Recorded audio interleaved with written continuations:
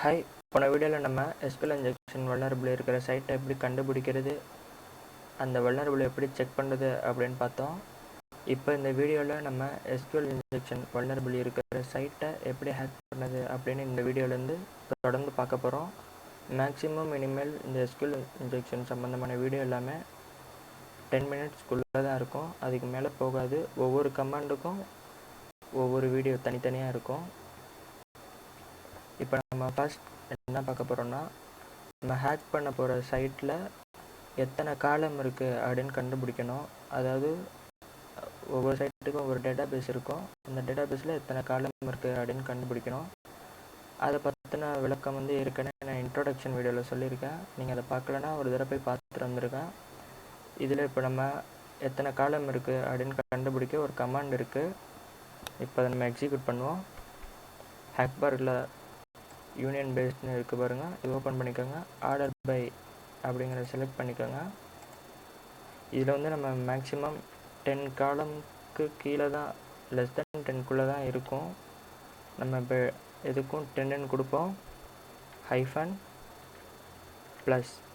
சரி, இந்த 2 மைனஸ் அப்புறம் ப்ளஸ் ஏன் கொடுத்தோம் அப்படின்னு பார்த்தோம்னா, ப்ளஸ் கொடுக்காம சில சமயம் நம்ம கொரியை இன்ஜெக்ட் பண்ணுறப்ப சில சைட்டில் ஒர்க் ஆகும், கமாண்ட் எக்ஸிக்யூட் ஆகும்.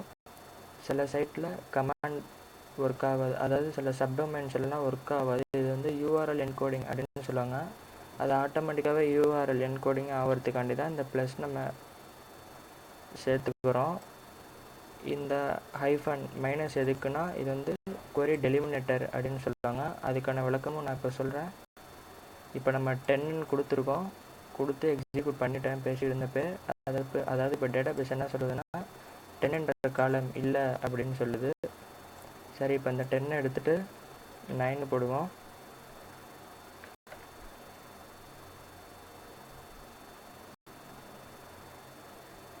எக்ஸிக்யூட் பண்ணுறேன்,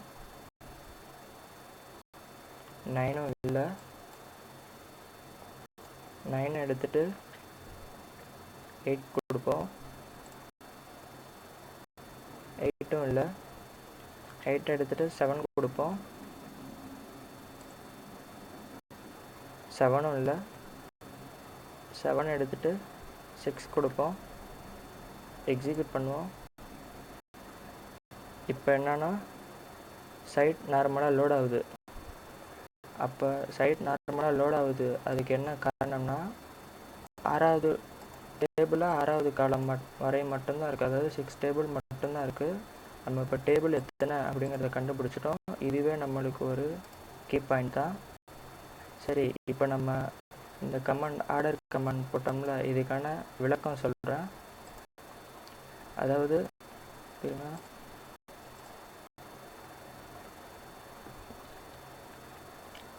அதாவது ஒரு வெப்சைட்டில் எப்படி இருக்குன்னா, டேபிள் இருக்கும், அதில் யூசர் நேம் பாஸ்வேர்டெல்லாம் அந்த டேபிளில் இருக்கும். அதாவது இந்த டேபிள் ஐடி காலம், ஃபஸ்ட் காலம் அப்படின்னு நம்மள இதை ஒரு சின்ன அசம்ஷனில் வச்சுக்கிறோம்.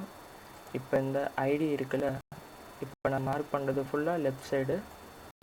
இந்த ப்ளஸ்லேருந்து ஆர்டர் பை அப்படி இருக்கு பாருங்க, இதெல்லாம் ரைட் சைடு. இப்போ கமாண்ட் எப்படி ஒர்க் பண்ணுன்னா, நம்மளுக்கு லெஃப்ட்டும் ரைட்டும் ஈக்குவலாக இருந்தால் மட்டும்தான் கமாண்ட் எக்ஸிக்யூட் ஆகும். இப்போ பாருங்கள், இப்போ சும்மா ஒரு 60ன்னு கொடுப்போம்.